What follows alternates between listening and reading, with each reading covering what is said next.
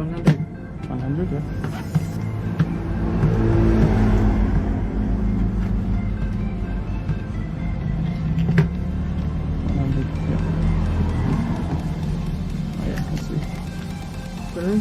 Yeah, I see. 1 million. A commission here. No commission. Here commission. Why? Because read down today. What? Read down today. Written down. Yeah. This is price? No, commission this.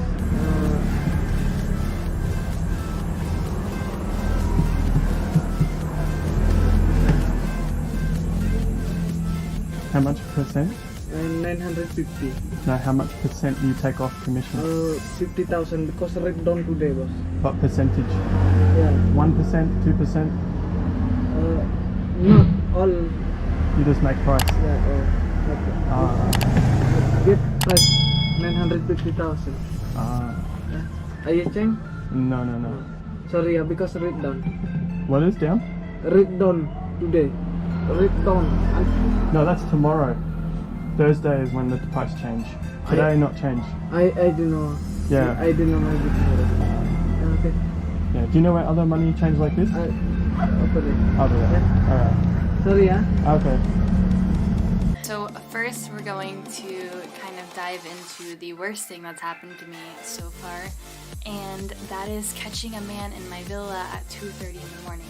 Actually, about 4 days ago, I came home from a night out with my friends and I was showering. I left my curtains open, my doors were locked, but I was starting to hear something, so I went outside and I found this man in my villa, and he was climbing over the wall onto my property. And I was just like, hello? I had my flashlight on him. I was very caught off guard. I just didn't expect to see someone unknown on my property.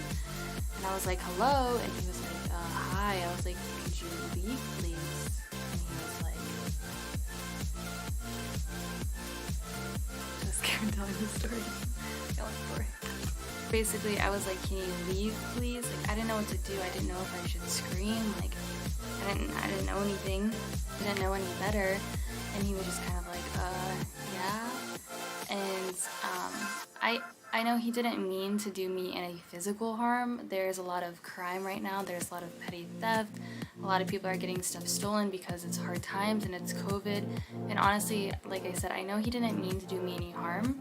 I just can't help but think, like, what if I was sleeping? Was he gonna come in my room? Was I gonna wake up to this man above me? Was I gonna wake up to him trying to open my door? Like, it's very scary, and as a solo female traveler, those things, it's honestly your worst nightmare. And to happen like 2:30 in the morning, it's honestly really scary. My friend came and got me, and I stayed at my friend's house, and I immediately changed villas the next day.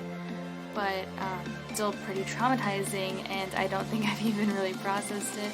I've talked to Airbnb, we're getting it resolved, I'm getting a refund, but it's not that. It's just like the fact that I felt so safe in an area, and I was careful. I locked my doors, I kept my stuff in a security deposit box.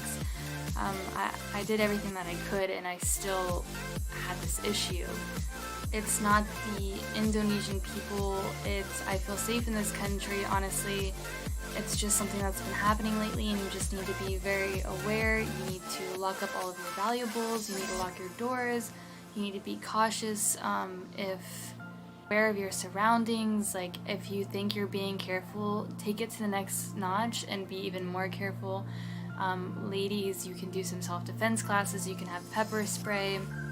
There are ways I probably should have handled it better, but in that moment I was so shocked. So it definitely, being someone that's traveled to 10 countries alone, I really never put myself in this position, and now I'm going to think about ways that I could protect myself more and definitely be more prepared, because I was very, very lucky and it could have been really bad. It like scares me to like think about it. but I'm very thankful I'm okay, and he didn't steal anything, he didn't do anything to me, he didn't touch me. I'm very, very lucky, and a lot of people have not been so lucky. So it's a safe honestly, like, it is a safe country. If I was in Miami, I probably would have gotten shot. Like, if I was in some other country, I might have been sex trafficked. I mean, it happens, and you don't know. It's like bad things, like, you don't know it could happen to you until it happens to you. So definitely be careful. And yeah, kind of funny that I said that was the worst thing that happened to me, but this next following thing has happened twice, and it could be just as scary. I've been followed on the scooter at night twice now. The first time both times I was with my friend. Thank God I wasn't alone. So ladies, please, if you're driving at night, do not drive alone, and keep your valuables underneath your scooter. Keep them locked. I keep my phone in the pocket, but I know I shouldn't. I just need it for GPS. Sometimes I tuck it in my pants if I'm not safe, or if I see someone driving close to me, I'll put my knee over my phone so they can't, like, reach in. Also, there's been a lot of issues with guys. Like, I just heard recently that this guy drove up to this girl and put his hand on her thigh. I've heard of guys doing other nasty things while following girls. Not to drive at night. And if you do drive with someone, preferably a guy, because honestly, it's really hard to be a girl sometimes and do these things alone. It's well after midnight, and this is just one of many clubs throughout Kuta, and you can see the sort of time that people are having here. What these patrons don't understand is that they run the risk of having their bags snatched, their drinks spiked, and much, much worse. What happens in Bali stays in Bali!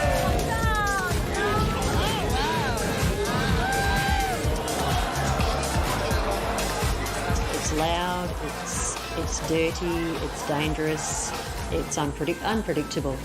You know, you've got your prostitutes, you're mixing prostitutes, alcohol, people who want to do drugs, and you put all of that in one tiny strip. You know how small that little strip is in Kuta? I wouldn't go there. Expat Claire McElhaney thought she'd seen it all in her former life as a Victorian police prosecutor, but the behaviour of Aussie tourists in Bali still surprises her. They're called the ugly Australian, very common term. They're really tight with their money. They drink a lot. Wedding, that's what we came here for, and now it's just turned into one man piss up. Which means they get into fights or arguments, and they have no respect for the culture.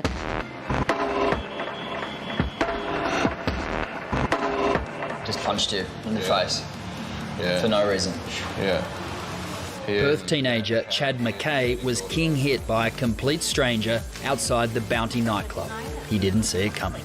It hit him that hard that it completely split his whole lip open, and we've had to have plastic surgery for it. He fell back and hit his head, just cracked all the back of his head open, knocked him unconscious.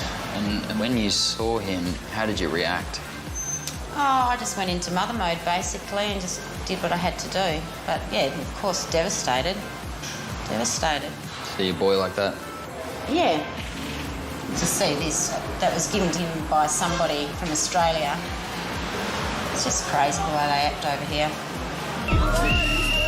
It's not only the free-flowing booze that fuels this madness. The Kuta Strip is awash with drugs. Speed!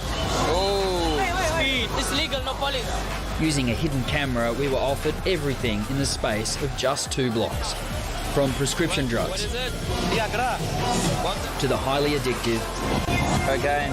and the highly dangerous. Have MDMA, cocaine. You can get everything on this street, can't you? No problem, brother. See, there's no street here. There's no problem. In trouble with the police? No.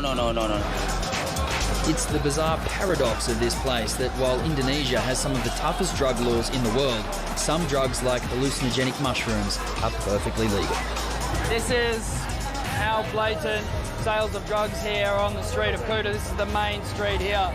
These are magic mushroom milkshakes, and this is a magic mushroom shop front. It's available to anyone who passes by here. The cost, about $10.